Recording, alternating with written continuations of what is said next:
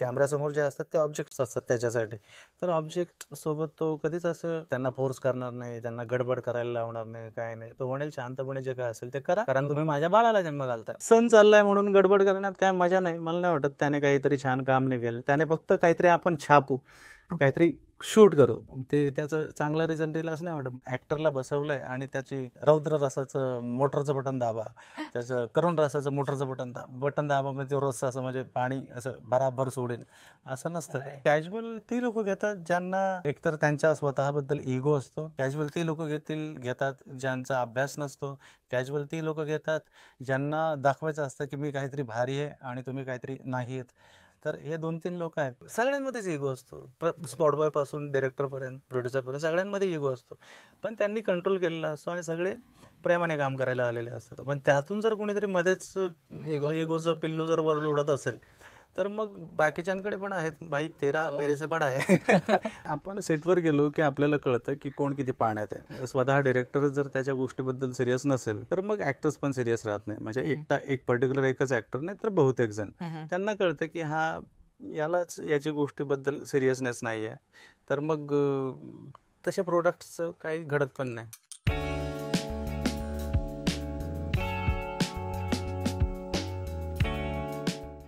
हाय, hello, नमस्कार. आज आपल्यासोबत आहेत म्हणजे चांगले अभिनेते. सगळ्यात महत्त्वाचे चांगले अभिनेते हा शब्द महत्त्वाचा आहे, शरद जाधव सर. तर आज आपण सरांचे ॲक्टर म्हणून, ॲक्टर टू कॅरेक्टर जर्नी काय आहे, त्यांचे ॲक्टर म्हणून प्रोसेस काय आहे, अप्रोच काय आहे, हे सगळं आपण जाणून घेणार आहोत आणि अभ्यासणार आहोत. तर आत्ता काय चालू आहे सर तुमचं? आत्ता जे मी कधीच केलं नाही ते करतोय. मी थोडंसं लिखाण करतोय. आणि म्हणजे का करावं असं वाटलं?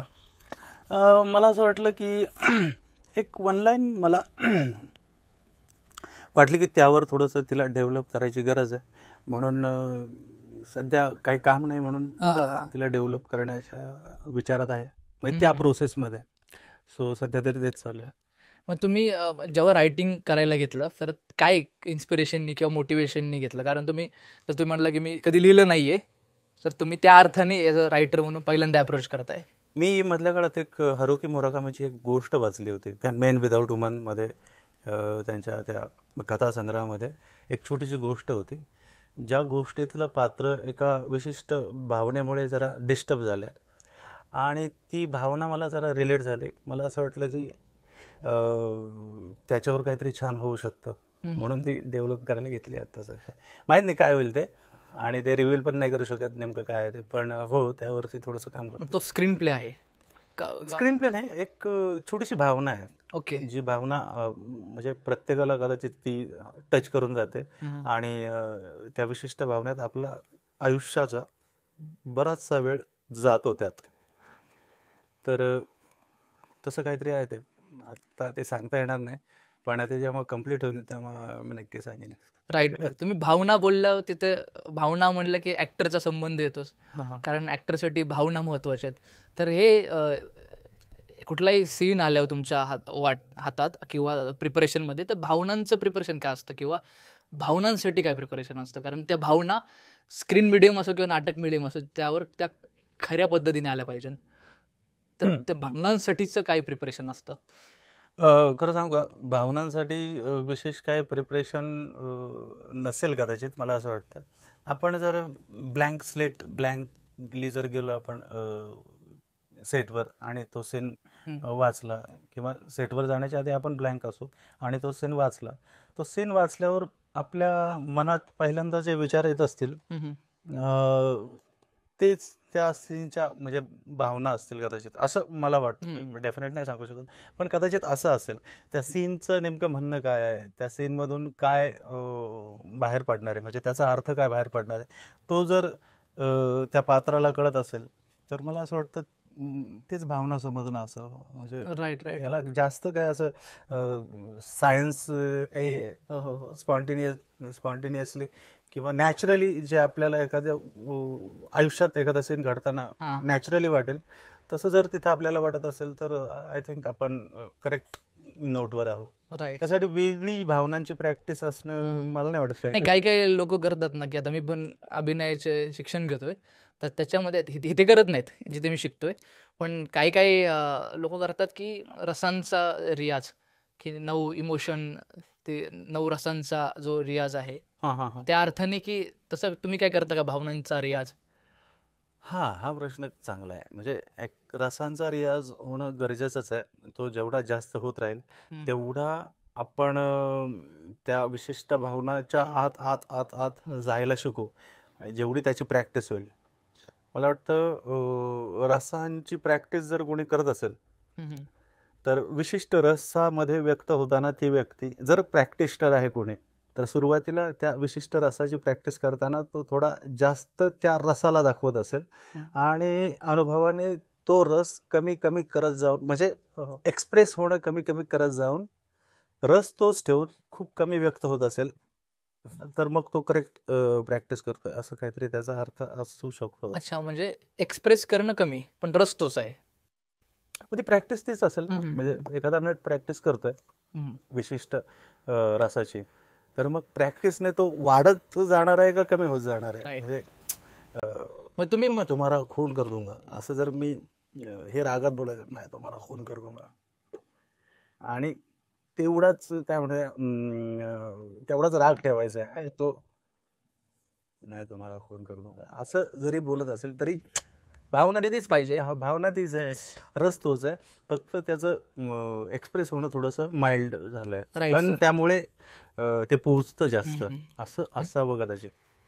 मला तुम्ही जे बोलला की 2 प्रकार मला जाणवले, की ज्याच्यामध्ये की एक ती लाईन आहे, थिन लाईन, की ह्या लाईनच्या इकडे गेलं तर मेलोड्रामा होऊ शकतो किंवा स्टायलाइज अभिनय होऊ शकतो. ज्याच्यामध्ये तुम्ही म्हणलं की हां, हां, हां. तो रस पकडून ती भावना डिलिव्हर करताना जर आपण त्या पुढे गेलो, तर ते अति होऊ शकतं.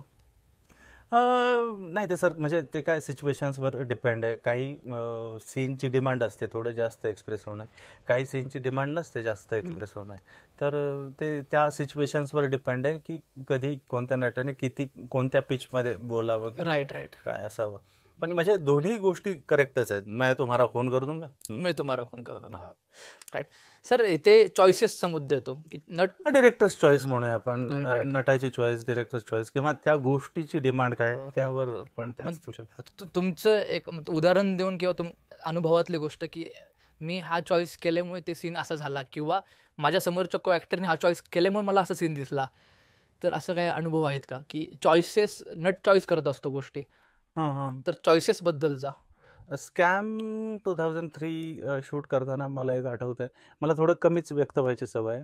हं, हं. तर एक सीनमध्ये मी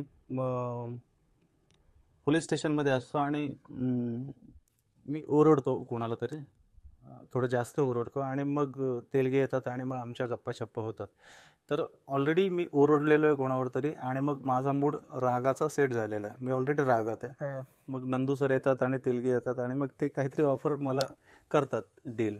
तर त्यावेळी मी शांत आहे, पण ऑलरेडी मी रागात असल्याच्या मूडमध्ये आहे. तर ते मला जरा बरं वाटलं होतं, कारण तो रागावाला पार्ट कट झालाय, पण पुढचा पार्ट राहिलाय आणि त्यामुळे मग मी एक ॲटिट्यूडवाला एक एस्पेक्ट तिथे जाणवतो.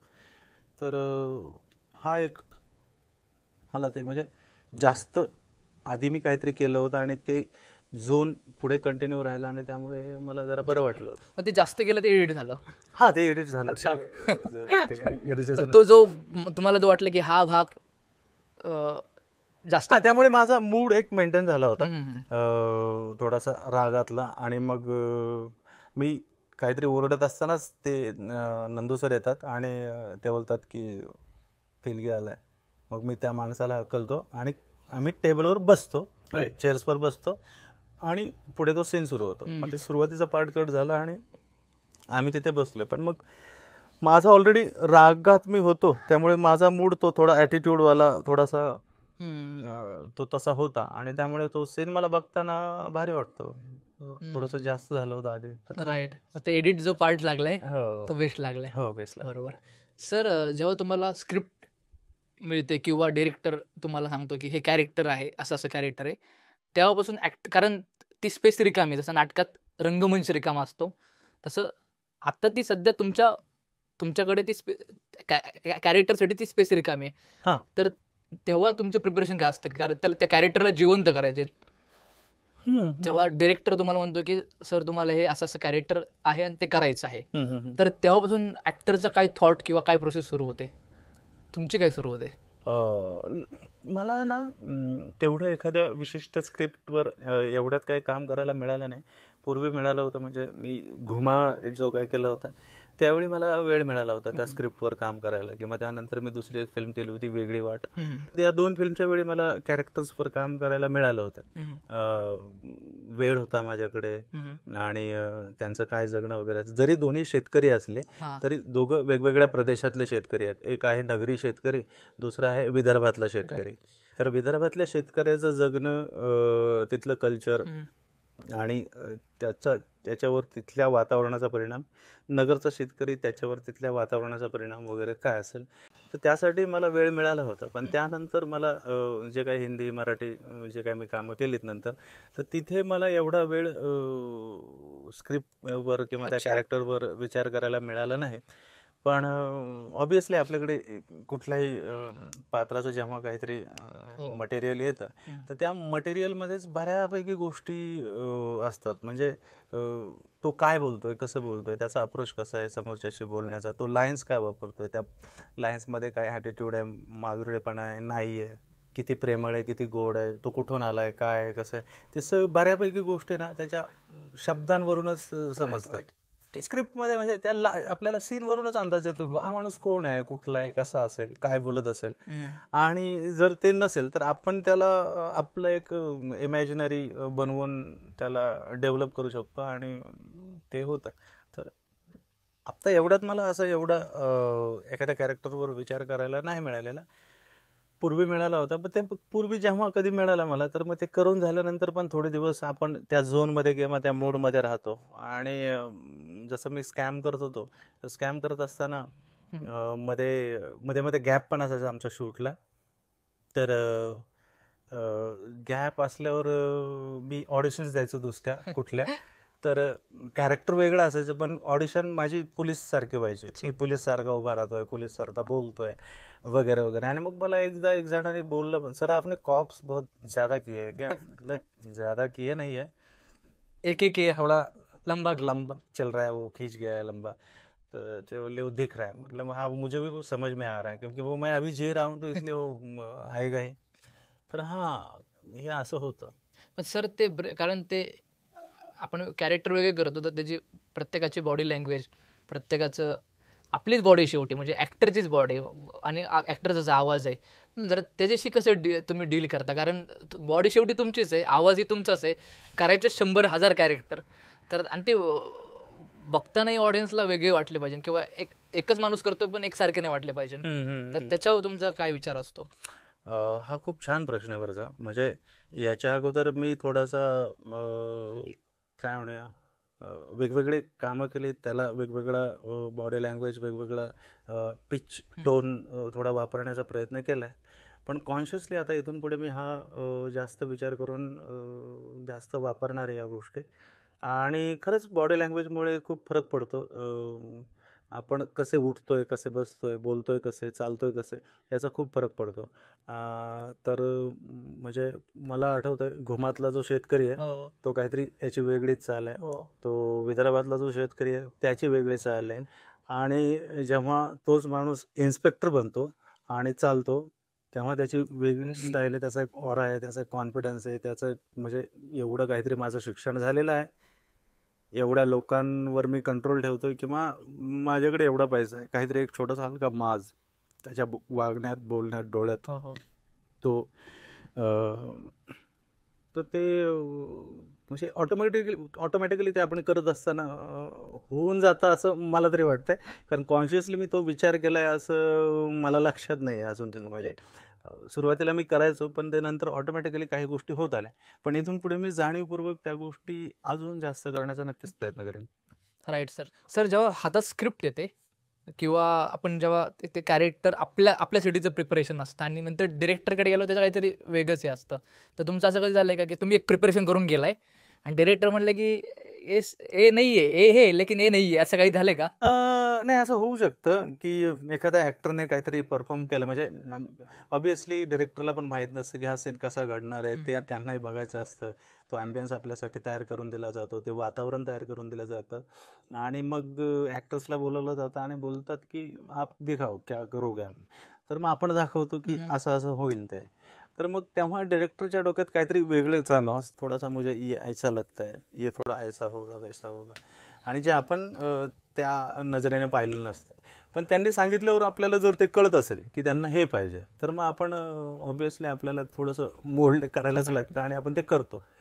मला नाही वाटत यामध्ये काही रॉंग आहे की हो. डिरेक्टरने काहीतरी सांगणं आणि आपण आपली म्हणजे आपण जे पकडून आलोय किंवा जे आपण इमॅजिन केलं होतं ते ते तोडून डिरेक्टर काहीतरी त्यांचं सांगत, तर बऱ्याचदा ही वर्क होतं, पण बऱ्याचदा वर्क होत पण नसेल. मला असं वाटतं, कारण त्याचं कारण असं आहे की मी जे काहीतरी कल्पना करून आलोय, मी जे विचार करून आलोय, कदाचित त्याला रिझनिंग होतं आणि अचानक मला काहीतरी मिळालंय, तर मी रिझनिंग तेवढा वेळ नाही माझ्याकडे रिझनिंगसाठी, आणि मग मी ते ऐकतो आणि तो तसा डिरेक्टरने सांगितलाय तसा मी प्रयत्न करतो.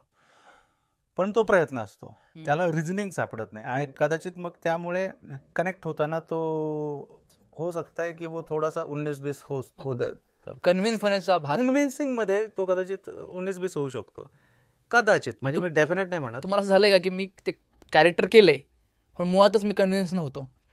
नाही नाही, आपण कन्व्हिन्स नसू शकतो कदाचित, पण डिरेक्टरला ते कन्व्हिन्स ऍक्च्युली म्हणजे मला हे थोडंसं कॉम्प्लिकेटेड वाटतंय.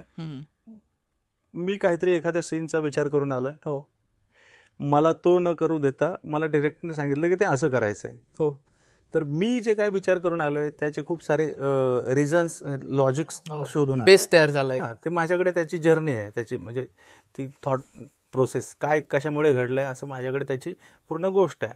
पण अचानक मला कोणीतरी म्हणतं की ते असं करायचं आहे, तर त्यावेळी मी ते ऐकतो, मनापासून ऐकतो, पण तिथे वेळ कमी असतो ते सगळे डॉट्स कनेक्ट करायला, आणि ते डॉट्स कनेक्ट न झाल्यामुळे कदाचित ते 19-20 होऊ शकतं, असं मला म्हणायचं होतं. मग तेच म्हणतो ते कन्व्हिन्स, कारण तुम्हाला आता माझ्या हातात नाही राहिलं, ते ऑडियन्सने ठरवायचं की ते त्यांना कनेक्ट झालंय का. जर ते झालं तर ओके, आणि नाही झालं तर ते 19-20 होऊ शकतं, म्हणजे उगाच खूप छोटासा फरक असू शकतो, अरे यार होत आहे पण थोडं सुटतंय, असं कदाचित होऊ शकतं. Right sir.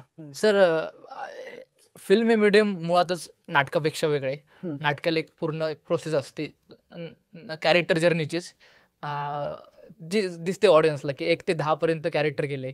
फिल्ममध्ये ऑडियन्सला दिसताना, पण ॲक्टरसाठी तसं नसतं. शूट हे कधी लागतं, कसंही लागतं, की आधी एंडचा सीन होतो, मध्ये वेगळा सीन होतो, तर घुमा केलं तुम्ही किंवा वेगळी वाट केलं किंवा आत्ताचे जे वेब सिरीज फिल्म केल्या, तर त्याच्यामध्ये तुमचं ते प्रिपरेशन कसं होतं की सीन्सचे वेगवेगळे सीन्स असतात, वेगवेगळं मेंटॅलिटी असते, वेगवेगळे आपल्याला पोर्ट्रे करायच्या असतात गोष्टी, तर त्यावेळेस ॲक्टर म्हणून प्रिपरेशन कसं होतं?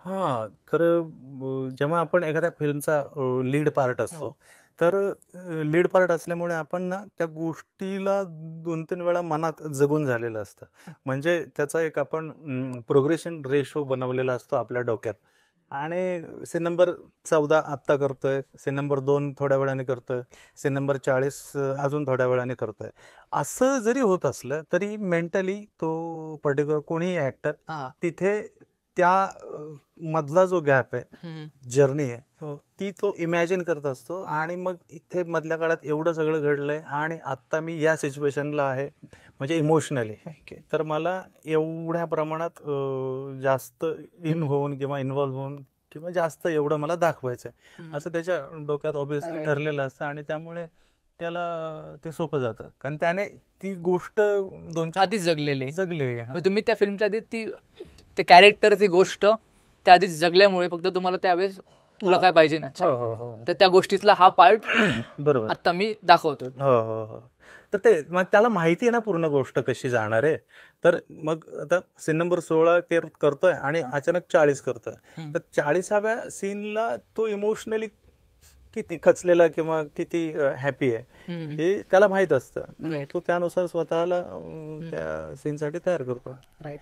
सर, म्हणजे आता मी जेवढं ऐकलंय किंवा जेवढं बघितलेस बरेच डिरेक्टर असतात की वन टेक आर्टिस्ट पाहिजे, किंवा बरेच डिरेक्टर असतात की किंवा ऍक्टर पण असतात की ऍक्टर ज्याचे समज झालेले असतील, एकच टेक दिलं म्हणजे बेस्ट टेक आहे, म्हणजे तो मी बेस्ट ऍक्टर आहे. तर ह्याच्यामध्ये तुमचा काय अनुभव आहे, किंवा अशा वेळेस किंवा खूप फिल्म इज अ क्राफ्ट. मी थोडं कॉन्ट्रोवर्शियल स्टेटमेंट करेन. One take actors I think they are not actors. ते त्यांचं पाठांतर खूप चांगलं आहे. तर वी आर नॉट ऍक्टर्स म्हणजे मला असं म्हणायचं आहे की ते पाठांतर छान करून बोलतात, पण म्हणजे आपली मेन ड्युटी आहे रस. आपण म्हणजे त्या विशिष्ट पात्राचे रस आपल्याला सोडायचे, हा हे करायचे, तर ते होणं अपेक्षित आहे. आणि सारखं जमणं महत्वाचं आहे. हा, आणि तर मला जमत नाही. मी मी वन टेक आर्टिस्ट नाही आणि मी मान्य करतो, मला त्यात वाईट नाही वाटत. मला वन टेक आर्टिस्ट 1, 2, 3 टेक मध्ये मला मजा नाही येत. मला मजा यायला लागते 4-5व्या टेक नंतर. बरोबर. कारण ते वातावरण तयार होण्यासाठी माझ्या डोक्यात पण माझ्या शरीरात पण सगळीकडे ते विणण्यासाठी थोडा वेळ जाणार. मी असा तिकडून काहीतरी क्रिकेट खेळून आलोय आणि इथे येऊन बसून रडायचंय मला, किंवा इकडे काहीतरी मस्त कोणासोबत तरी छान गप्पा मारून आलोय, काहीतरी पॉलिटिकल गप्पा, आणि डिरेक्टरने ऑर्डर केली की हा जाओ आपको बैठना है, आणि मग मी इथे येऊन बसून रडतोय की असं झालं तसं झालं वगैरे म्हणतोय रडत. तर ते मला नाही वाटत ते कनेक्ट करत असेल ऑडियन्सला, कोणाला आवडेल ते. असं काम नसतं होत.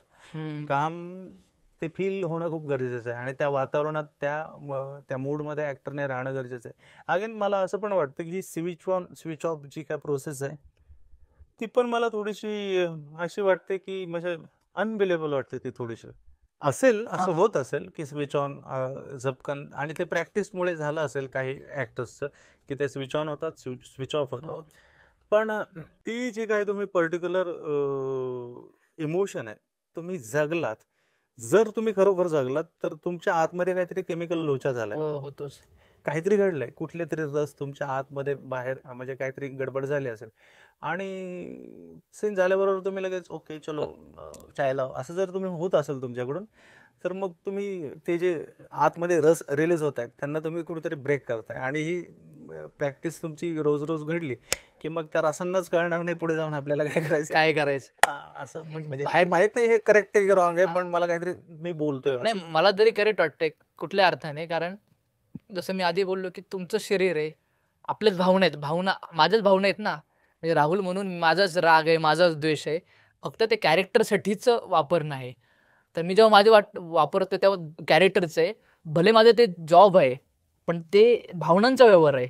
काय ह्याचा नाही की सपोज दुसरा जॉब नाही येतो, त्याच्यामुळे माणसाच्या इमोशनची वगैरे असल्यामुळे ते इफेक्ट होणं एक बेसिक नॅचरल रिॲक्शन आहे. करेक्ट, म्हणजे माझं पोचलंय म्हणणार.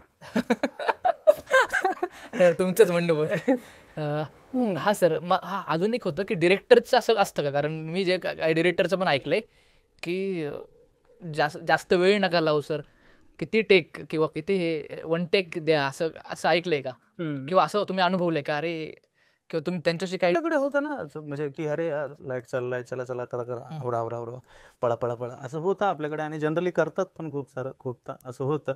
पण मग घाईगडबडीत केलेलं कोणतंही काम, आपण एक्झाम पेपरला म्हणजे एक्झाम लिहायला बसलोय आणि शेवटीच आपण भरभर लिहिणार, यात काय मजा नाही. राईट. तर ते सुरुवातीला तुम्ही घालवलं असेल वेळ, तर ते रॉंग झालेलं आहे तुमचं, आणि आता 10 मिनटं राहिले तेव्हा तुम्ही भरभर लिहायला येतात, म्हणजे काय घडलं असं.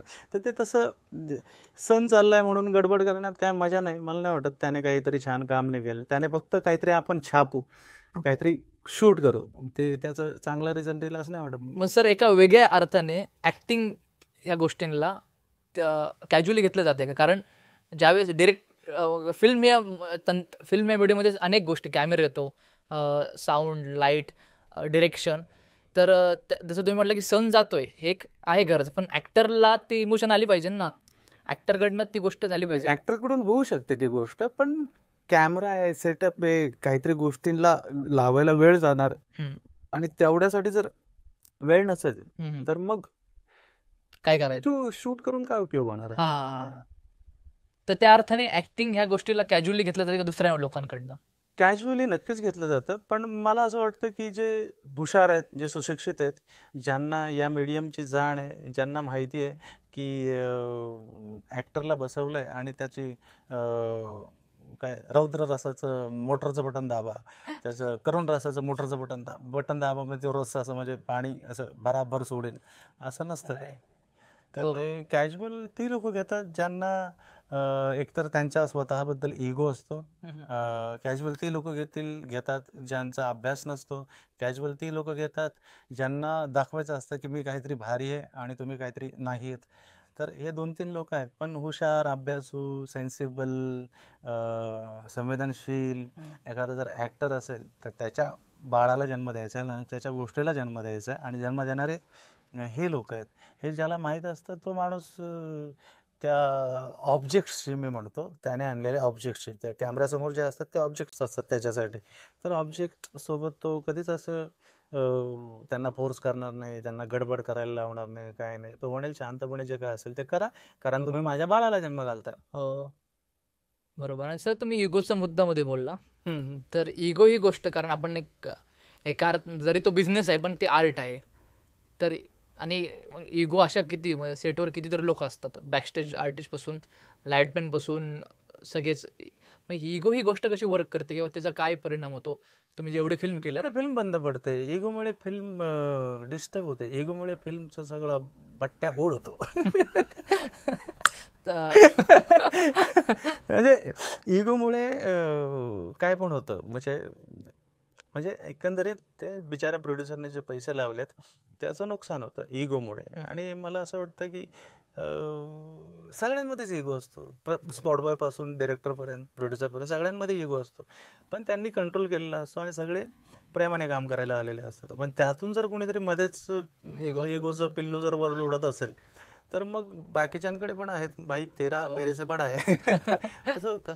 मग असे काय तुमचे वाद वगैरे झालेत का, किंवा काय त्याच्या ऍक्टिंगवर काय परिणाम होतो ऍक्टिंग करताना? मुळात आहे ना प्रामाणिक ॲक्टर्स किंवा प्रामाणिक कोणी डिरेक्टर्स या इगोंना तेवढं महत्त्व देत नाहीत आणि मुळात ते कामात इगो आणत नाहीत. म्हणजे ते जेव्हा त्यांना काम करायचं असतं ना तेव्हा ते कामात असं म्हणत नाहीत की अरे यार हा माझ्याशी असं वागला मग मी आधी कामातून तसं वागतो. तर हे प्रामाणिक लोक असं काही करत नाहीत, मला असं वाटतं. प्रामाणिक लोक ते ज्या कामासाठी आलेत, ज्या कामाचे ते पैसे घेत आहेत ते काम प्रामाणिकपणे करणार आणि ते करून झाल्यावर मग इगो खेळत बसतील. बरोबर. बघा, प्रामाणिक लोक आपला ऐकणारच. नाही, सगळेच आपले जे बघणार आहेत ते सगळेच प्रामाणिक आहेत. हो हो. माझा हा प्रश्न होता सिरियस रोलला घेऊन, की बऱ्याच रोलमध्ये आपलं सिरियस व्हायचं असतं किंवा काही याच्यामध्ये आपल्याला रडायचं पण असतं. तर रडताना आता जे ग्लिसरीन वगैरे वापरलं जातं आणि ॲक्टर त्याचं एक प्रोसेस घेऊन आलेला असतो, चांगला ॲक्टर की स्वतःचं काहीतरी हे आलं, पण जेव्हा डिरेक्टर म्हणतो की बाबा हे वापर किंवा हे कर, किंवा तुमच्यासोबतचे काय अनुभव आहे की ज्यावेळेस किंवा सिरियस सीन आहेत ज्याच्यामध्ये काहीतरी त्यांना अपेक्षित काय असते डिरेक्टरला, की सरांच्या डोळ्यातून पाणी आलं पाहिजे आणि ते कंटिन्यू आलं पाहिजे. पण त्यावेळेस ॲक्टरला काहीतरी पाहिजे ना, की स्वतःच्या इमॅजिनेशनला किंवा कॅरेक्टरसाठीचं. त्यावेळेस ॲक्टरचं डीलिंग कशी होते ॲज अ कॅरेक्टरसोबत आणि त्या वातावरणासोबत, जे डिरेक्टर आहेत किंवा जे ग्लिसरीन देतात त्यांच्यासोबत काय होतं नक्की, की ग्लिसरीन वापरता का तुम्ही? मला असं वाटतं म्हणजे कोणत्याही सीनसाठी ना ॲम्बियन्स तयार जर झाला. हो. आता एक छोटंसं वेगळं उदाहरण देतो मी. असं कधी तुम्ही पाहिलंय का की कोणीतरी XYZ व्यक्ती एक्सपायर झाली आहे आणि ती आपला तिचा काही संबंध नाही आहे, पण ती बॉडी तिथे पडलेली आहे, आजूबाजूला 2-4 लोकं जमा झालेले आहेत किंवा बरेच लोक जमा झाले आहेत आणि तिथे आपण गेलो, तिथे जाऊन उभं राहिलो तर ऑटोमॅटिकली असं घडलं की डोळ्यात पाणी आलंय आपल्या. काय संबंध आहे आपला त्या बॉडीचा आणि आपला, पण आपण त्या वातावरणात आहोत म्हणून आपल्याला ऑटोमॅटिकली रडायला येतं. आपण तिथे काही फील पण नाही केलं की आपण म्हणत पण नाही ही बॉडी माझ्या कोणीतरी नातेवाईकाची आहे किंवा इथे कोणीतरी माझं आहे, नाही असं काही नाही. पण तरी पण आपण त्या वातावरणात गेल्यामुळे जर आपण रडू शकतो तर आपण जर त्या एखाद्या पात्राच्या त्या विशिष्ट भावनिक विचाराशी जर प्रामाणिकपणे जर जोडलेले असू तर ऑब्विसली आपल्याला आणि तिथलं वातावरण जर तसं असेल शांत तर ऑब्विसली पाणी येईल. तिथे ग्लिसरीनची गरज पडणार नाही. पण राईट. ग्लिसरीन जर कोणी ऍक्टर वापरत असेल तर त्यातही काही रॉंग नाही. नाही. बरोबर, म्हणजे दोन्ही व्हायस वर्सा शक्यता आहे. Right right. बरोबर. सर तुम्ही अनेक कॅरेक्टर केले, तर ते कॅरेक्टर करताना ऑन सेट असेल किंवा प्रोसेसमध्ये असेल की ते काही कॅरेक्टर इझिली आपल्याला बघितलेलं असतं आजूबाजूला, इझिली आपल्याला ते कॅच होतं आपल्याला किंवा आपण पकडतो. काही कॅरेक्टरला वेळच लागतो की ते इझिली सापडत नाही. तर असं झालं का की बाबा हे कॅरेक्टर खूप इझिली मिळाले, सांगितलं, नरेट केलं, हा अच्छा हे माझ्या हातातलं आहे. आणि काही कॅरेक्टर अरे हे म्हणजे दमछाक करणार कॅरेक्टर आहे, असं झालं तुमच्यासोबत? ऑब्वियस, म्हणजे टू बी फ्रँक नाही झालं असं. त्याचं कारण असं आहे की चॅलेंजिंग कॅरेक्टर्स मी अजून काय केले नाही. पण पुढच्या काही दिवसात मी एका एका स्क्रिप्टवर काम करतोय. तर ते जरा थोडंसं माझ्यासाठी चॅलेंजिंग असेल. तर यस, ते मी आता एक्सपेरिमेंट करेन त्यावर किंवा एक्सपिरियन्स घेईन त्या गोष्टीचा.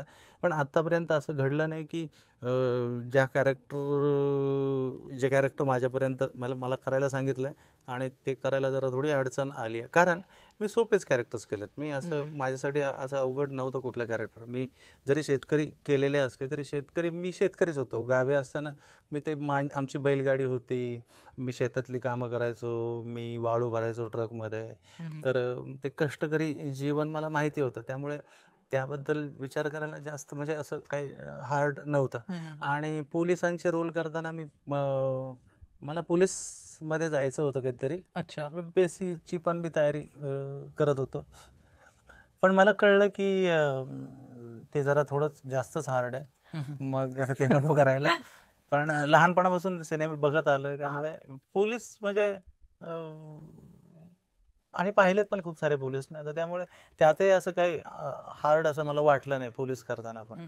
आणि मी जो जलसामध्ये जो सलीम केलाय तो तो थोडा अबोल, थोडा शांत आणि बायकोचं ऐकणारा आणि स्वतःचं त्याचं डिसिजन घेण्याची अशी काही पात्रता नाही त्याच्यात.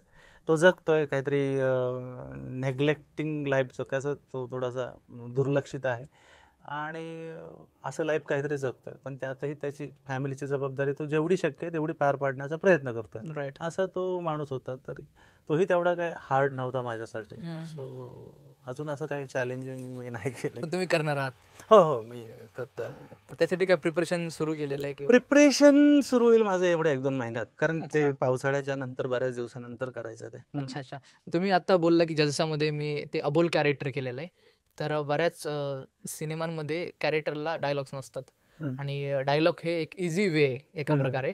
पण जेव्हा डायलॉग नसतात तेव्हा ऍक्टरसाठी ते म्हणजे फेस पार्ट. ऍक्च्युली मी खरं सांगू का, मला ना मी असं बऱ्याचदा झालंय आणि मी केलंय पण असं खूपदा. मी लाईन्स कमी केल्यात. म्हणजे स्वतः बऱ्याचदा नट म्हणतात की ऍक्टर्स म्हणतात, अरे यार लाईन पाहिजे म्हणून किंवा वाढवतात पण.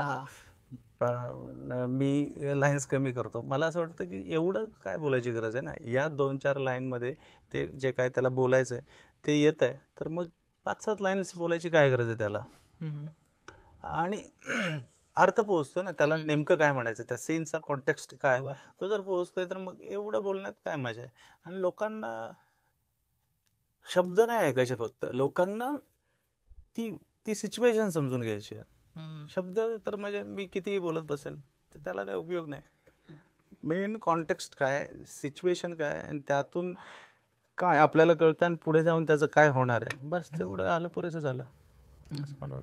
सर आता जेवढे तुम्ही कॅरेक्टर केले त्यामधलं एखादं कॅरेक्टर असं सांगतील की की हे कॅरेक्टर मी त्याचं डिकोडिंग करता येईल का तुम्हाला आत्ता, की हे कॅरेक्टर, कारण आता आम्ही बघितलेत कॅरेक्टर ते, तर आम्हाला बघताना जस्ट ते कॅरेक्टर हे झालेले आहेत, म्हणजे कन्व्हिन्स झालेले किंवा ते कॅरेक्टर विथ स्टोरी आलेले आहेत.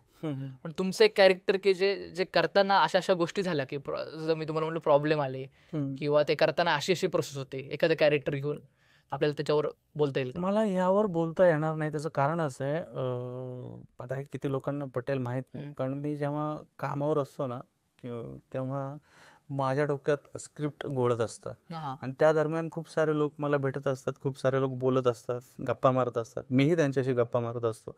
त्यांना वाटत असतं मी त्यांच्यासोबत आहे, अच्छा. सोबत गप्पा मारतोय. मी म्हणाले तिकडे मी ते वरवर ऐकत असतो आणि वरवर त्याला उत्तर द्यायचं असतो, पण आतमध्ये माझ्या डोक्यात काहीतरी वेगळं चालू असतं. म्हणून बऱ्याचदा असं होतं की मला बऱ्याचदा बरेच जण भेटतात आणि ते म्हणतात आपण त्या सेटवर भेटलो होतो. तो ते काय मग आपलं काय डिस्कशन मग ते म्हणतात असं असं. मी म्हणतो ओ सॉरी सॉरी सॉरी माझ्या लक्षात नाही. आणि असे म्हणजे आत्तापर्यंत मला 100-150 लोक भेटून गेले असतील किंवा त्यापेक्षा जास्त की माझ्या लक्षात नाहीत. आणि त्याचं हेच कारण आहे की तिथे सेटवर काय चाललंय बाकी आणि कोण काय करतंय, कोणाचं काय म्हणणं आहे, काय आहे, तेही माझ्या लक्षात राहत नाही. मी फक्त माझं ते डोक्यात चालू असतं काहीतरी.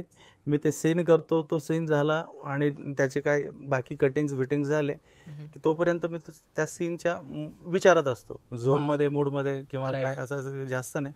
पण मी विचारत असतो काय होऊ शकतंय असं. आणि मग तिथे काय प्रॉब्लेम्स येत आहेत आणि किती छान गोष्टी होतात या दोन्हीकडे माझं लक्ष नसतं खरं तर म्हणजे. आणि जेव्हा डिरेक्टर म्हणतो की नेक्स्ट, तेव्हा मी फ्री होतो. वा सुटलो मी म्हणजे चला हा सीन कंप्लीट झाला, आता पुढचं काहीतरी जबाबदारी घेऊ आपण आपल्या डोक्यात. तर असं होतं. त्यामुळे ह्या ज्या काही गोष्टी आहेत ना त्याकडे माझं खरंच लक्ष जात नाही आणि मी लक्ष पण देत नाही. त्यामुळे मी कसं ते म्हणजे कोड आणि डिकोड कसं करायचं ते मला त्यामुळे नाही सांगायचं. ठीक आहे ना. डिरेक्टरनुसार ॲक्टिंग स्टाईल बदलतात किंवा स्क्रिप्टनुसार, की ही स्क्रिप्ट आहे त्याची डिमांड ही ॲक्टिंगची डिमांड आहे किंवा तो फॉर्मनुसार त्या गोष्टी बदलतात. तर तुमचे काय अनुभव आहेत की ॲक्टिंगच्या गोष्टी कशा बदलतात ते तुमच्यानुसार तुम्हाला काय वाटतंय? सिम्पल आहे. म्हणजे आपण सेटवर गेलो की आपल्याला कळतं की कोण किती पाण्यात आहे. हां. आणि स्वतः डिरेक्टर जर त्याच्या गोष्टीबद्दल सिरियस नसेल तर मग ॲक्टर्स पण सिरियस राहत नाही. म्हणजे एक पर्टिक्युलर एकच ॲक्टर नाही तर बहुतेक जण त्यांना कळतं की यालाच याची गोष्टीबद्दल सिरियसनेस नाही आहे. तर मग तशा प्रोडक्ट्सचं काही घडत पण नाही. तुम्ही ती कामं कंटिन्यू केलं का? नाही मी कंटिन्यू म्हणजे मी सोडली नाहीत, सोडलीत असं नाही केलं मी. शेवटी आपली कमी हरावंच असते आणि आपण ते करतो. पण अशी कामं बाहेर पण येत नाहीत म्हणजे. अच्छा. हो, ते मध्येच आणि त्यांचा मोटिव्हच काहीतरी वेगळा असतो. त्यांचं असतं की करायचं बस आणि ते बाहेर आणायचं किंवा काय. त्यातून त्यांचा बहुतेक असा स्वार्थ असेल की यातून पैसे आपण काहीतरी लपून छपून काढू आणि अच्छा प्रोड्युसरचे पैसे काढायचे. असं काहीतरी असेल कदाचित, हो. माहित नाही. पण मग आता अशी कामं म्हणजे मी 1-2 केलेत आणि मी प्रोड्युसरला सांगितलं होतं हे करू नका. पण ते बोलले की नाही खूप भारी आहे, हे करायचंच आहे आपल्याला. मग ठीक आहे, मग आता तुम्ही म्हणताय तर करा असं. सर म्हणजे तुम्ही हे ऐकलेलं आहे, म्हणजे मी स्क्रीनवर खूप कमी काम केलेलं आहे, नाटकातच काम केलेलं आहे, पण बऱ्यापैकी जेवढे लोकांना भेटलो मी ते म्हणतात की शॉर्ट नोट्सवर ॲक्टिंग करण्याची पद्धत बदलते किंवा इंटेन्सिटी बदलते. क्लोज लागला की ॲक्टिंग वेगळी असते, वाईडला ॲक्टिंग करण्याचा एक फोर्स वेगळा असतो, मिडला वेगळा असतो. तर तुमचं काय त्याच्याबद्दल म्हणणं आहे किंवा तुमचा काय अनुभव आहे? माझं म्हणणं असं आहे की त्यांनी ते स्केल घेऊन यावी. Coffee sir. स्केल घेऊन यावी आणि त्या स्केलनुसार ऍक्टिंग करावी. आता क्लोज लागलाय 2 सेंटीमीटर ऍक्टिंग करायची आहे वा. आणि वाईड लागलाय 5 सेंटीमीटर ऍक्टिंग करायची आहे, करा. मग तुम्ही शॉर्टकडे कसं? मला माहित नसतं बऱ्याचदा की लेन्स काय लागली आहे आणि मी अच्छा. होते टेक्निकल गोष्टीकडे मी बघायला लागलो तर माझी ऍक्टिंग डिप्लोमॅटिक किंवा टेक्निकल होईल. टेक्निकल ऍक्टिंग कोणाला आवडेल? नाही, कोणालाच नाही. कारणच नाही काही त्याचं. आणि त्या गोष्टीकडे आपण का लक्ष द्यायचं? त्यासाठी एक स्पेशल त्या विशिष्ट गोष्टीतलं प्रशिक्षण घेऊन आलेला माणूस आहे आणि त्याने त्यासाठी आयुष्य घातलंय, काहीतरी वर्ष घातलंय ते गोष्ट शिकण्यासाठी. हे त्यातलं अर्ध मी शिकायचं. बरं, त्याचा स्किलचा काय उपयोग? त्याने त्याचं स्किल वापरायचं. त्याला माहिती आहे की मला किती जवळ जायचं, किती लांब जायचंय, कधी काय करायचंय. राईट. सर तुम्ही नाटक पण केलेलं आहे. हो, 4-5 आणि नंतर स्क्रीन मीडियम पण म्हणजे स्क्रीन ॲक्टिंग किंवा सिनेमा वेब सिरीज केलेले आहेत. तर नाटकातून जेव्हा तुम्ही शिफ्ट केलं की मला स्क्रीन ॲक्टिंग नाटकात पण कुठे कोण उभं करत होतं? माझे डिरेक्टरशी वाद व्हायचे. कशामुळे? डिरेक्टर मला ऍक्टिंग शिकवायचा. तो म्हणायचा की ह्या म्हणजे इथनं इथे यायचं आणि इथे असं डायलॉग बोलायचा आणि मग इथून 4 पावलं तिकडे जायचं. मग मी म्हणायचो हे का करायचं? तो म्हणायचं सांगितलं ते कर. मी म्हणायचं मी रोबोट नाहीये. रोबोटला कमांड देऊ शकतो ना आपण की गो 4 स्टेप्स पुढे आणि मग देन टेक लेफ्ट लेफ्ट वगैरे असं. तर मी रोबोट थोडी आहे ना. मला सांग ना, इथे येऊन का थांबतोय? मग असं काय मी असं मनात काय विचार करतो की असं काय माझ्यात मनात येतं की 2 वाक्य इथे बोलल्यानंतर तिसरं वाक्य मी तिकडे लावून बोलतोय, असं काय ठरतं माझ्या डोक्यात? तुला ते असं मेकॅनिकली असं खालून बघताना, स्टेजवर बघताना खूप छान वाटतंय. पण मला इन्स्पिरेशन कुठून मिळतं ते तिकडे जाण्याचं? त्याचं मला काहीतरी रिझन पाहिजे ना. तू बोललाय म्हणून मी इथे 2 लाईन बोललो आणि तिकडे गेलो. मी करेन. पण मला इन्स्पिरेशन पाहिजे ना ते जाण्याचं. मग ते जर मिळतच नसेल, तर मी रोबोट झालो. डिरेक्टर काय म्हणायचे, वाद करायचे. ते म्हणायचे, "यार ह्याला नको घ्यायला यार." अरे वैताग देतो. असे डोके ना त्यांनाच माहित नाही इतका अभ्यास करायला लागतो. म्हणजे अभ्यास करण्याची तुमच्या आधीपासून एक म्हणजे याच्या मागे काही लॉजिक बिजिक नाही आहे. म्हणजे मी खूप हुशार होईन, मला खूप कळतं, मला खूप समजतं, असं नाही आहे. पण चिकित्सक थोडंसं ऑटोमॅटिकली किंवा बाय बर्थ मी राहिलेलो आहे. आणि माझ्या आसपासचे सगळे लोक बोलतील की मी उगाचवाले फालतू प्रश्न खूप विचारतो. हा कोणी जर बोललं ना, "अरे, तो त्या दिवशी तिकडे गेला होता आणि मग त्याचा प्रॉब्लेम झाला." काय प्रॉब्लेम झाला? बरं, माझा त्याचा काय संबंध आहे? काय प्रॉब्लेम झाला? हा अरे, तो तिकडे जाऊन तिकडे पडला बाईकवरून. काय बोलतोस? हा. लागलं? बाईक कुठली होती? काय संबंध त्याचा? बाईक कुठली होती? कुठल्या रोडवर पडला? किती वाजले होते? काय संबंध त्याचा? काहीच अर्थ नाही. अर्थच नाही या प्रश्नांना काही. पण मला मजा येते विचारायला. अच्छा, प्रश्न विचारायला म्हणजे हा, म्हणजे बरोबर आहे. काहीतरी मला कदाचित मिळत असेल हा किंवा माझ्या मनाला मजा वाटत असेल. पण हो, प्रश्नांमध्ये मला इंटरेस्ट आहे पहिल्यापासून. Right sir. आणि हे फिल्मच्या बाबतीत कसं, कारण फिल्ममध्ये पण डिरेक्टर असतो तोही सांगतो की सर इथे बसा, इकडनं तिकडे जा, कॉफी घ्या आणि डायलॉग म्हणा. तर ह्यावेळेस फिल्मचं मला आठवतंय जलसाच्या वेळी ना, एका पॉइंटला म्हणजे मी आणि शेफाली मॅम आम्ही बसलेलो असतो. पोलीस आमच्या समोर आहेत. आम्ही डील करतोय. तिथं डील होत नाही. मग पोलीस उठतात आणि निघायला लागतात. मग मी उठतो, म्हणतो, "सर सर, वो क्या है, थोड़ा सा टेंशन में है इसलिए वो ऐसा बोल दिया. बाकी उसका वो इंटेंशन नहीं है. बैठिए ना, बात करते हैं." तर ते निघायला लागतात आणि शेफाली मॅम माझ्याकडे असं बघतात खालून. तर मी त्यांच्याकडे बघतो आणि पुढे काय करायचं मला माहीत नाही. तर मग आम्ही रिहर्सलमध्ये हे केलं आणि मग डायरेक्टर मला बोलले की आप बैठ जाइए. हा म्हटलं, "सर ठीक है, लेकिन मुझे मोटिवेशन नहीं मिल रहा हा बैठने का." ते बोलले, "गुड गुड क्वेश्चन."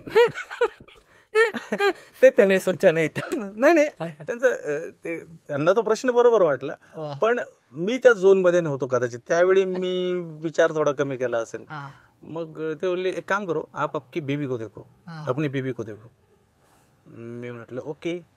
पण तरीही मी त्या विचारात नसेल, त्यामुळे मला ते कळलंच नाही ते काय म्हणतात. हा. सो मी त्यांच्याकडे पाहिलं आणि मला ते नाहीच मिळालं.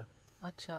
मग मी शेफाली मॅमला म्हटलं, त्या मराठीच बोलायच्या माझ्याशी. म्हटलं, "मॅम, मला सरांनी सांगितलं बस." मला कळलं नाही मी तुमच्याकडे का बघायचं आणि मी बसायचं आहे का, मला नाही समजतं. मग त्या बोलल्या, "आय एम द ऑथॉरिटी ना." हम्म. म्हटलं, "यस, करेक्ट." पण त्या जेव्हा हे बोलल्या ना, "आय एम द ऑथॉरिटी", तेव्हा त्यांच्याही एक्सप्रेशनमध्ये ती authority पुढच्या वेळी चेंज होता हलका. हा आणि त्यात एक थोडासा कडक, शार्प एक कडक लुक होता, असावा लागायचं. हा. मग मी ते बघतो आणि बसतो. ओके. सो हां, तर राईट राईट. या अशा गोष्टी आहेत की ज्या म्हणजे आपल्याला को ॲक्टर पण सांगतात किंवा डायरेक्टर पण सांगतात आणि कधी-कधी त्या कळत नाहीत. पण मग ते उत्तर मिळाल्याशिवाय आपण मग मेकॅनिकली करूच शकत नाही. मग ते जोपर्यंत कळत नाही आणि मला ते कळलं, मग ते झालं छान. म्हणजे अशा गोष्टी बऱ्याचदा होतात. को ॲक्टर सोबतचं जे तुम्ही बोलला की शेफाली मॅम होते किंवा अजून तुम्ही को ॲक्टर सोबत काम केलेलं आहे, तर त्यावेळेस तुम्हाला जे उत्तर सापडतात किंवा त्यावेळेस तुम्ही म्हणलं की एक मुमेंट त्यांनी मला एक लुक दिला आणि माझ्याकडनं ती रिॲक्शन केली. तर अशा काही मुवमेंट झाल्यात का? किंवा जसं तुम्ही म्हणलं की ॲक्टरसोबत आम्ही रिहर्सल केली, प्रॅक्टिस केली, तर प्रॅक्टिसमध्ये काही गोष्टी सापडल्या आणि करताना वेगळ्या वर्कआउट झाल्या. करेक्ट आहे. असं बरेच ॲक्टर करतात. बरेच ॲक्टर काय करतात, की जे डिझाइन आहे हं. त्याला ब्रेक करतात. म्हणजे आता समजा आपण असे बसलोय, आपण इथे बोलतोय आणि मी बोलता बोलता इथे कप ठेवला आणि प्रॅक्टिसमध्ये तू तो कप तिकडनं उचलला हां. आणि टेक सुरू झाला. मग मी टेकमध्ये तो कप इथे ठेवला अच्छा. आणि तो तुला घ्यायचा आहे कधीतरी. हां. पण तो तुझ्याकडे आता नाहीये बरोबर. आणि तू एक पॉइंटला तो घेणार होतास. हो. तुझ्या डोक्यात ते राहतं की मला तो कप घ्यायचा आहे, म्हणजे घ्यायचा होता, पण आता नाहीये. हा. तू इकडे येऊ पण शकत नाहीस. हम्म. पण मीच बोलता बोलता पुढे थोडंसं डोकं उचलला आणि इथे ठेवला. हम्म. मग तूही बोलता बोलता तो उचलशील. बरोबर. सो हे झालं स्पॉन्टेनियस. हम्म. ठरलं काय होतं, आपलं इथे कप ठेवायचं. पोझिशन तिकडे गेली. हा, पण त्याच्यात काहीतरी चेंज झाला, त्यामुळे जे तुझ्या डोक्यात आधी ठरलं होतं तू असं करशील, हम्म. तेही तू सोडून देतो आणि तू काहीतरी वेगळं नॅचरल करायला लागतो. तू म्हणतो जाऊ दे, कप मला पाहिजे होता तर घ्यायचा होता, आता तो नाहीच आहे तर मी फ्री राहणार. आणि मग पुन्हा इथे कप येतो, मग तुला लक्षात येतं घ्यायचं आहे आपल्याला, मग तू घेतो. सो ते एवढं काहीतरी काहीतरी वेगळं घडतं त्या सीनमध्ये बरोबर. आणि आपण विचार केलेला नसतो, त्यापेक्षा वेगळं काहीतरी घडलं की ते जरा नैसर्गिक वाटतं. Right right. तर कधी डॉमिनन्सीचा भाग तुम्हाला जाणवला कधी सेटवर किंवा कुठल्याही ऍक्टिंग करताना विशेषतः किंवा काम करताना की डॉमिनेट केलं जातंय एखाद्या असं होतं ना, म्हणजे म्हणजे तुम्हाला जसं बोललं कपचं हे उदाहरण दिलं की को ऍक्टर आपल्याला डॉमिनेट करत असतो की हे असंच आहे. असं होतं बरं का सेटवर. पूर्वी व्हायचं. पूर्वी असं एक दोनदा झालेलं आहे, पण मला ते आठवत नाही. पण गेल्या काही वर्षांपासून ना मला एक गोष्ट कळली आहे. मी जर प्रोड्युसरचे पैसे घेतोय, प्रोड्युसर मला काहीतरी पैसे देतोय आणि मी ते घेतोय आणि मी सेटवर जातोय आणि माझं जर काम जर बरं होणार नसेल तर त्या पैशाचा उपयोग नाही काही. बरोबर आहे. म्हणून माझ्या डोक्यात एक ॲटिट्यूड असतो माझा, की भाई मला हे काम करायचं आहे आणि ते काम करताना तू कोणीही मोठा बादशाह असलास तरी मला काही फरक पडणार नाही. मला हे काम करायचं आणि मी त्यासाठी आलो, मी ते करणार. राईट.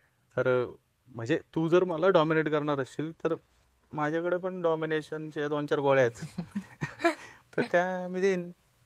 पण फॉर्च्युनेटली असं काही घडत नाही. त्याचं कारण असं आहे की कुणीच तिथे सेटवर टाइमपास करायला किंवा मी भारी आहे असं दाखवायला बहुतेक जण येत नाही. ज्यांच्यासोबत मी आत्तापर्यंत कामं केलीत ना, ती सगळी चांगली लोक होते. म्हणजे बहुतेकदा ती चांगली होती. 1-2 अनुभव असे असतील की जे बरे नव्हते, पण बाकी सगळे अनुभव चांगले. चांगली टीम, चांगले को ॲक्टर्स, चांगली काळजी घेणारे ॲक्टर्सची काळजी घेणारे, त्याच्या सगळ्या गोष्टींकडे लक्ष देणारे. आणि जेव्हा अशी टीम आपल्याला भेटते तेव्हा काम पण छानच होतं. Right sir.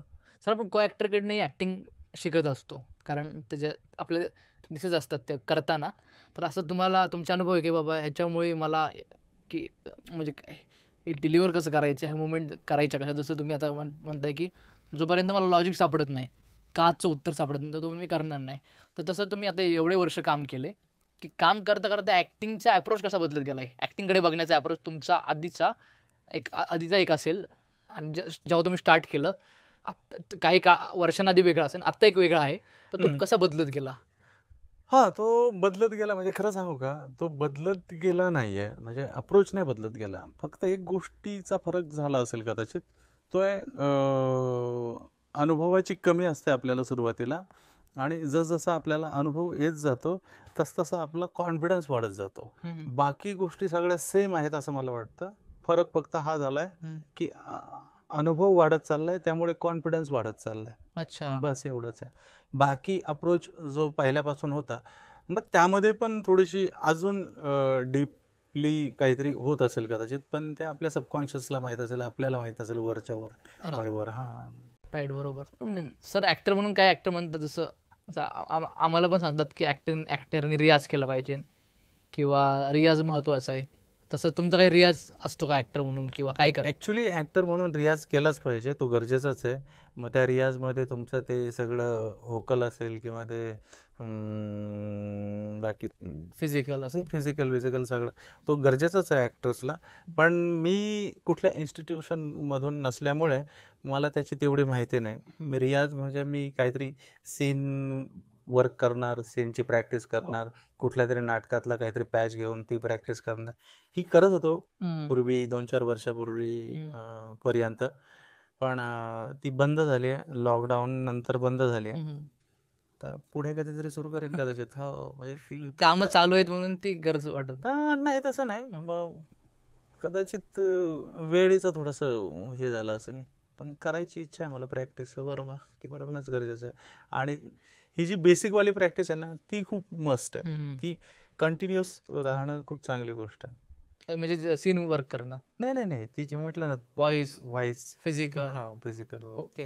ही खूप गरजेची आहे. हम्म. त्यामुळे सगळे आपले बॉडीतले सेल्स ऍक्टिव्ह राहतात हा आणि हा. ते म्हणजे छोट्या छोट्या गोष्टींवर समजा गुजबम्स येणार असेल आपल्याला एखादी लाईन ऐकून, तर ती लाईन ऐकून आपल्याला 8-10 वेळा गुजबम्स टेकमध्ये येऊ शकतात. हा, कारण आपली बॉडी ते रिसिव्ह करायला तयार असते. बरोबर.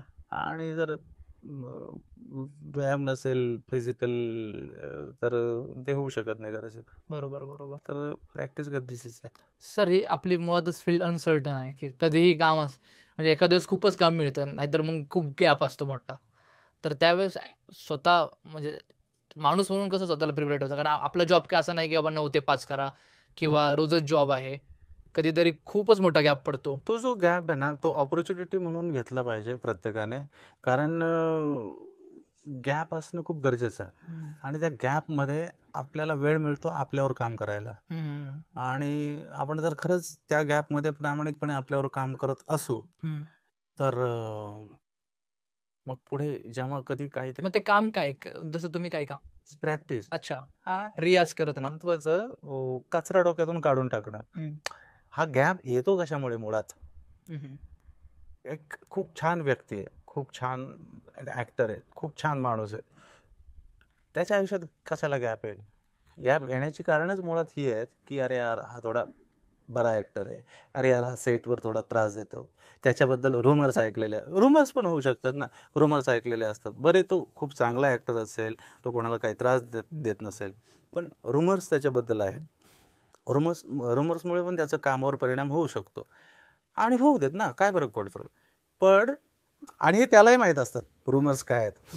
आणि त्याने ते रुमर्स ॲक्सेप्ट करून तो जो काय गॅप मिळाला आहे त्या गॅपमध्ये जर स्वतःला लढाईसाठी पुढच्या जर तो तयारी करत असेल, लढाईची पुढच्या त्या तयार करत असेल स्वतःला बॉडी, तर ऑब्विसली पुन्हा त्याला कुठेतरी बोलावणारच आहे, कोणीतरी असणारच आहे जे त्याला बोलावणार आहे. आणि जेव्हा ते त्याला बोलवतील ना तेव्हा त्याचं जे काम असेल ते पहिल्यापेक्षा नक्कीच बेटर असेल, भारी असेल. आणि मग हळूहळू रुमर्स गायब होतील. बरोबर सर. सर शूटसाठी कसं स्वतःला प्रिपेअर करता? कारण एक समजा शूट असेल 1 महिन्याचं, फिल्मचं शूट तरी छोटं असतं, पण जर लगातार काम आले, स्वतःला प्रिपेअर करणं खूप महत्त्वाचं असतं. मेंटली म्हणजे फिजिकली आहेच, पण स्वतःला एक मेंटली आणि जसं तुम्ही म्हणला की कॅरेक्टरसाठीचं प्रिपरेशन एक असतं, तर कसं तुम्ही की शूटसाठी मेंटली स्वतःला प्रिपेअर करणं? मला असं वाटतं ते काय असं खूप हार्ड टास्क नाही आहे तो. कारण ते असं आहे की मला एक मुलगी आवडते, आमचं दोघांचं खूप प्रेम आहे एकमेकांवर, आणि ती बोलते की इंदोरला आहे, ती बोलते की आ जाओ मुझसे मिलने. तर मी अजिबात कुठला विचार नाही करणार आणि तिला भेटायला जाणार. ती माझी गर्लफ्रेंड आहे. नाही मला तिच्यासोबत वेळ घालवायला आवडतं. सिम्पल आहे. तसंच आहे ते. त्यासाठी काय तिने फोन केलाय, बोलवलंय, मैं फ्री हूँ 3 दिन आ जाओ. सिम्पल. किंवा 1 महिना. तर ते प्रेम आहे ना आपलं. तसंच ते कामाचं आहे. आपल्याला आपलं प्रेम आहे आपल्या कामावर. काय प्रिपेअर करायचं? Right sir. सर काम करताना काहीतरी आपल्याला रिवॉर्ड मिळत असतो, पैसे मिळत असतात. तर हे जे पैशांचं गणित असतं त्यामध्ये की ॲक्टरच्या ह्याच्यानुसार पैसे डिवाईड केले जातात. तर तुम्ही वेब सिरीज पण केलेले आहेत. चांगल्या लोकांसोबत तुम्ही काम केलेलं आहे. नवाजुद्दीन सिद्दीकीसोबत काम केलेलं आहे. विद्या बालनसोबत काम केलेलं आहे. तर हे जेव्हा ते पैशांचं गणित येतं किंवा त्यावेळेस तुमचे काय अनुभव आहेत की पैशांचं जेव्हा गणित येतं की ॲक्टर आपण सरेंडर होऊन काम करत असतो. तर त्या सरेंडर ते एक बाय प्रोडक्ट आहे. पैसा एक बाय प्रोडक्ट आहे. पण तेवढं मिळतं का? मिळतं बरं का. म्हणजे अगेन ते डिपेंड आहे त्या ऍक्टरच्या अप्रोचवर. तो ऍक्टर कसा अप्रोच होतोय त्यांना. मुळात आहे ना हे जे काही इंटलेक्च्युअल्स किंवा कोण ऍक्टर्स हे सगळ्यांना ना पैशांबद्दल बहुतेक वेळा बोलता येत नाही. कारण ते प्रोफेशनली म्हणजे ते आर्टिस्ट आहेत. त्यांना ते प्रोफेशनल गोष्टी कळत नाही. किती बोलायचे पैसे, काय बोलायचं, कसं बोलायचं, हे बहुतेक वेळा समजत नाही. ते अनुभवाने पुढे जात ते होत जातं. पण बऱ्याचदा त्यांना नाही ते जमत. म्हणून त्यासाठी एक वेगळा माणूस ठेवला जातो की बाबा तू बघ, ते मला नाही हाताने जमत नाही. हो. तुम्ही ठेवलंय का? माणूस ठेवला नाही मी, तसं काय नाही. लवकरच ठेवेल. मला असं वाटतं की जाऊ देत काय तरी. कारण शेवटी कलाकाराचे पोट आहे ना. नाही ते आहे, पण माणूस मॅनेजर ठेवण्या एवढे आपण मोठे नाही आहोत. पण हो, ते ते एक टॅलेंट आहे, ते डील करणं एक टॅलेंट आहे त्यासाठी. आणि ॲक्टर्सला ते डील बऱ्याचदा जमत नाही आणि हे सत्य आहे. त्यामुळे पण तो एक त्याची जी सर्टन अमाऊंट असते त्यात तो खुश असतो आणि त्यात तो काम करतो. Right sir. ऑकवर्ड मोमेंट आलेत का म्हणजे सेटवरती करताना, काम करताना? लाईक ऑकवर्ड मोमेंट म्हणजे आता म्हणजे को ॲक्टर सोबत असतील किंवा डिरेक्टर सोबत असतील किंवा डायलॉग म्हणताना असतील किंवा की त्यावेळेस मी ऑकवर्ड झालोय फिजिकली असेल किंवा एक एक एक सीन झाला होता एका फिल्मच्या शूटवर. मोठे सिनियर ॲक्टर आहेत, सिनियर ॲक्टर नाही ते स्टार आहेत. ते म्हणजे ॲक्टर पण चांगले आहेत ते. पण माझा एक सीन होता, तर माझ्या बॉसवर ते चिडतात. इन्स्पेक्टर आहे आणि इन्स्पेक्टरच्या वरचे ते बॉस आहेत, तर ते चिडतात. बोलतात की क्या कर रहे हो आप लोग, ये होगा होगा होगा, असं ते चिडतात. आता मी त्यांचा ज्युनियर आहे, माझ्या बॉसचा आहे, आणि ते त्यांच्यावर चिडत असताना हे माझ्याकडे बघतात बॉस. आणि सिनियर आणि ज्युनियरचं नातं असं असतं, ते बायकोपेक्षा जास्त वेळ त्याच्यासोबत असतं, म्हणजे आणि त्याला रिस्पेक्ट असतो त्या सिनियरचा. आणि कोणीतरी सिव्हिलियन एका ज्युनियर समोर सिनियरला शिव्या घालतोय, तर तो ज्युनियर त्याला बोलणार, बघणार की नाही त्याच्याकडे. तर मला डिरेक्टरने सांगितलं की त्यांना कंट्रोल करायचं, चुप हो जाए, शांत हो जाए, कुछ नाही हो जाएगा सब, असं मी त्यांना बोलतो. एवढं ते चिडल्यावर एका पॉइंटला त्यांच्याकडून असं झालं, म्हणजे एक टेक झाला, डायरेक्टर बोलले मेरे लिए ओके, एवढा मोठा सीन होता. मग ते बोलले नाही नाही एक और करते हैं. तर त्यावेळी त्यांच्याकडून चुकून काय झालं की पिच हाय लागला त्यांचा, म्हणजे सुरुवातच त्यांची इथून जी होणार होती ना, थोडं खालून क्या कर रहे हो आप लोग, तर ते असं झालं क्या कर रहे हो आप लोग, तर ते एवढं वर गेलं. आणि ते एवढ्या वेळ वरून ती सुरुवात झाली, तर मग पुढचं सगळं वर जाणार. आणि ते खूप वर गेलं. आणि मग माझा बॉस माझ्याकडे बघतो रागात, असं तू खुन्नस नाही, तुझ्या समोर मला शिव्या घालतो. म्हटलं सर क्या कर रहे आप, चुप हो जाए, शांत हो जाए, चलिए पीछे. आणि मी असं ढकललं. मी म्हटलं आता काहीतरी झालं. मी कधी मॉनिटर जवळ जात नाही. मग ते मॉनिटर जवळ गेलो, मी त्यांच्या मागे जाऊन उभा राहिलो. ते बोलले अरे इसने ओव्हर ॲक्टिंग किया. म्हटलं सर किसने, मैंने. तर असा किस्सा घडला होता. तर या गोष्टी घडतात आणि त्यामध्ये त्यांची काही चूक नाही. ते काय ॲक्टरचा मूड, आता त्यांना असं वाटलं की एवढा मोठा छान सीन आहे आणि त्यात त्यांना बोलायचं आहे खूप कमाल, आणि ते चार्ज झाले होते पहिल्या टेकमध्ये. आणि पहिलाच टेक ओके झाला होता. रिहर्सल त्याची केली नव्हती, कारण खूप इंटेन्स सीन होता तो. त्याची मेकॅनिकल अशी छोटी छोटी ड्राय रिहर्सल टाईप केलं होतं की कधी काय होईल, पण असं करेक्ट रिहर्सल नव्हती झाली. आणि ते पहिला टेक ओके झाला, पण ते बोलले पुढचा करूया अजून एक. तर ते तापले होते आणि त्यांचा तापलेले असल्यामुळे थोडा वरचं पिच लागलं. आणि ते पिच लागल्यामुळे ते सगळं घडलं. अदरवाईज त्यांचं असं इंटेन्शन नव्हतं की एवढं म्हणजे लाईक मेलोड्रामा टाईप करायचं आहे काय. त्यांची चूक नव्हती. आणि ॲक्टरचं एकदा एका टोनमधून किंवा एकदा एका पिचने लाईन सुरू झाली की तो कंट्रोलमध्ये नाही राहत, तिथून पुढे मेंटेन करायला लागतं. बरोबर, ते वाढवायला लागतं. हां, तर ते त्यांची चूक नव्हती. ते ऑटोमॅटिकली काहीतरी नैसर्गिक घडलं होतं.